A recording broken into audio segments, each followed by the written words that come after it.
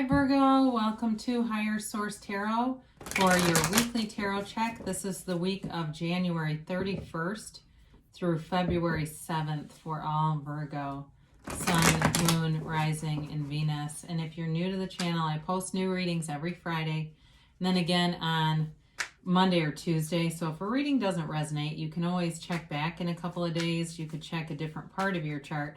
You can even watch an older reading. It's sacred divination and the readings are timeless. So we use a weekly date just to keep the readings organized so you're aware too that they're new. And if you haven't subscribed yet, I'd love to invite you to join us and subscribe. You'll know if I make any announcements that way. And of course, when any new readings are posted too. So let's begin and get the guidance for Virgo, please. What does Virgo need to know? What messages do you have for Virgo, Sun, Moon, Rising, and Venus? All right, so we will use our tarot here, and then we'll do the Angel Answers Oracle cards too. So you begin here with the Five of Wands. You've got the Knight of Pentacles, the Ten of Pentacles, and the Nine of Wands. The Eight of Swords, the Six of Wands, the King of Wands, and the Two of Cups. Boy, are you dealing with a fire sign? My gosh, Aries, Leo, Sag is all over this, or somebody with a lot of fire in their chart. You've got here Earth 2, Taurus, Virgo, Capricorn, and of course you do have water and air. You've got all the elements. I do feel like, sorry, there was kind of a noise below me. I thought, what was that? I do feel like you have something here that you're going to take action on, and it may not feel completely comfortable at first, but there's definitely gains here in terms of money. There's love here. There's nice energy here, but I do feel like there's just a little bit of trepidation, maybe a little bit too much thinking. That may be part of it too. So the Five of Wands is about kind of a lower level conflict. It may be at work with all those pentacles right next to it.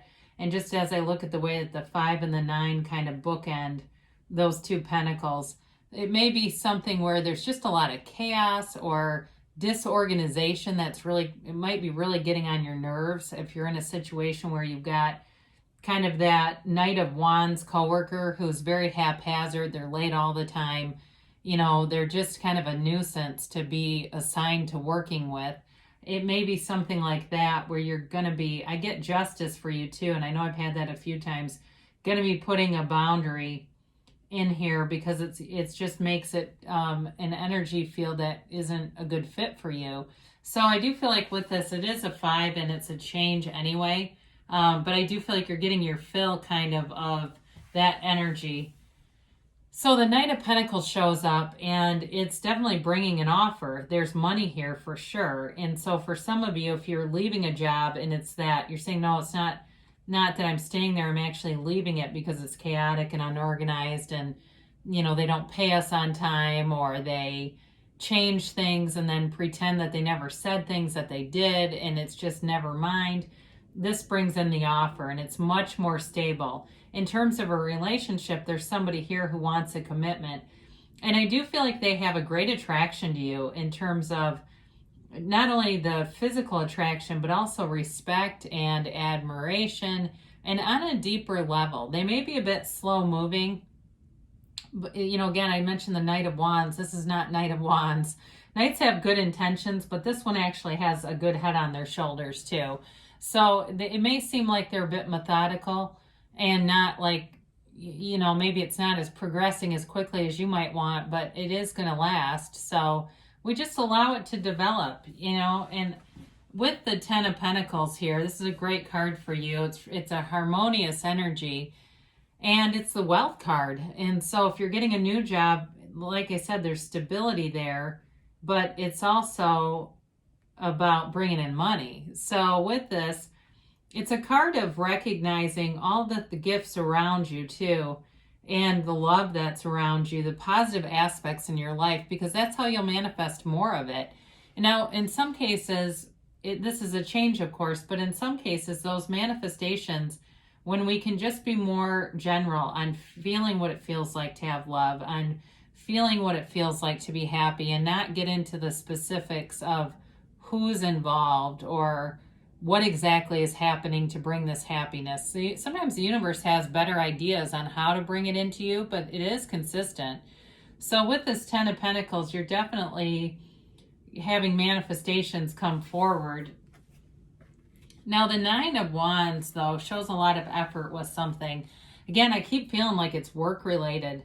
Like there was a lot of effort on a job and it just wasn't being rewarded on some level, or even, like I said, even undermined by having to, I feel like this person, whoever it is like a ball and chain, kind of carrying people along that aren't doing the right things and not feeling rewarded, but you don't give up with this.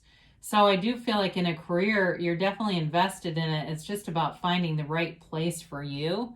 I don't necessarily feel like this is so much attached to a relationship.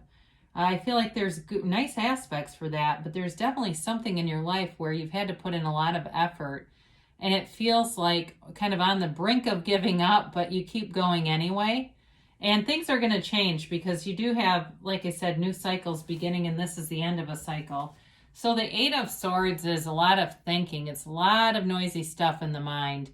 It can also be too many people around you talking and overthinking and not moving forward. Very stagnant energy, all right? Very restricted, but it's self-imposed. And so it really is about seeing things as they really are, allowing yourself to see the truth and not beating yourself up over it, and not allowing other people to shame you either. If there's people around you that criticize you or criticize your, your design for living, the things that you want to go after, it may be time to stop talking to them because they're giving these limitations. It's filled with limiting beliefs. And so it's time to walk free of that and to open yourself up. Now, I do like it. I mentioned before, you've got all the elements here. I do like, in particular, some of the elements that are represented when we look at some of the balance here. It's very pretty in terms of manifesting relationships, stability in life, and even, like I said before, wealth. So with this, you've got this confident, newfound energy. So if you've been restricted with the 8 of Swords and not moving forward because you've got somebody else that you're trying to take care of, or some area where you think you need to do it a certain way, this pushes you forward. I don't want to say it's a case of the efforts, but it's kind of like, I got to move forward and it's time for me to feel good. I can't keep doing this to make other people happy or to feel like I'm somehow being of service. It's time for you to move forward with this. And there's victory here. It's a card of success, victory, prominence. You're not going to look back, okay? Anything you're leaving behind, you're not going to care about it. I'll ask you in a year from now, did you care about this? And you're going to say, what are you even asking me about? This is really kind of being swept away in a wonderful energy. In terms of a relationship, I mentioned before, there's somebody who covets you and they think a lot of you and they think of you a lot too, okay? It's not just their respect for you. They have you in their heart. And if you haven't met them yet, you're already there. They're manifesting you. So with the King of Wands, this could be more about someone you're attracting with all this fire energy. Somebody who's a real leader, a cheerleader. They may be good in business, but they might also be some kind of a coaching professional where they're guiding other people. But I don't feel like they're necessarily arrogant and like know-it-all-ish. I just feel like they're very good at what they do, and so they can give information to people because they're accurate. This is somebody who actually knows their stuff and knows what they're talking about. If it's a job for you and that's a new boss or somebody new at your work where you feel like, oh God, thank God I'm finally with people who aren't just full of false bravado, these people actually know what they're doing, then this is that. But with this King of Wands, it's definitely upwardly mobile energy. It's you ascending, you attaining more in your life and moving forward with a great confidence. This is kind of that energy, though, where people either really like it or they really don't.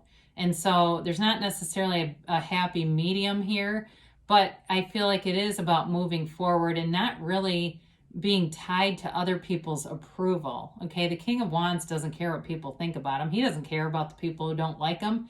He knows he has worth and he knows he has value and he knows he has something to give. And so for you, I do feel like it's a very good shot of confidence. So you've got love here and you've got a match. You've got a match either way. So those of you that this was really more about work, it's definitely a match. Whatever changes you're making or trying to make are a match, and they bring you into a place of great satisfaction, contentment, and it feels like home. It feels like this is I finally have this, at least for a while. I mean, because your consciousness can shift, and the next thing you know, you're manifesting a new job. But as this changes and becomes into this Two of Cups energy, it does feel very great. It feels great. It feels like you can kind of relax and just be in flow.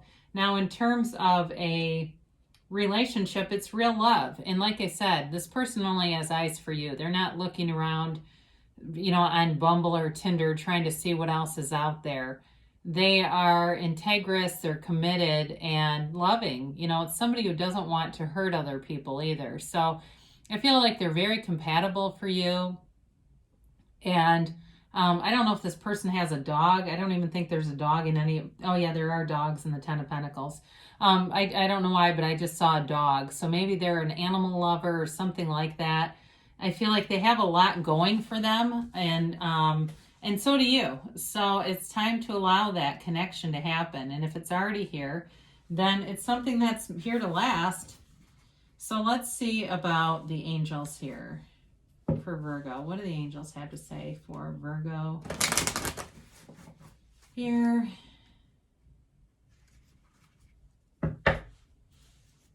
And then we'll get a timeline here for Virgo. And a yes, no, maybe. All right, you have here, ask your angels. So before you go to bed at night, before you watch tarot, ask the angels, what do I need to know? And be open to the cards. Sometimes we have things that we don't always like, but it's for our highest and best good. Helpful people. So I mentioned that there is somebody here that wants to help and give guidance and will be kind of a breath of fresh air. So allow that to happen. They say no need to worry. I feel like this hasn't come up in a long time. So if you're a little bit worried or hesitant, let go of it. Just let it go. Let it go. Let it flow. They say you're ready. So you're ready to make a move here. And yes, all right, and it's an emphatic yes. I feel like this is another one that hasn't come up that much recently either. You are the creator of your own reality, so you can have, do, or be anything. Your world is unlimited, Virgo. It's really up to you. And the universe hears you and interacts with you all day long. So I love you, Virgo, and I'll be back again soon.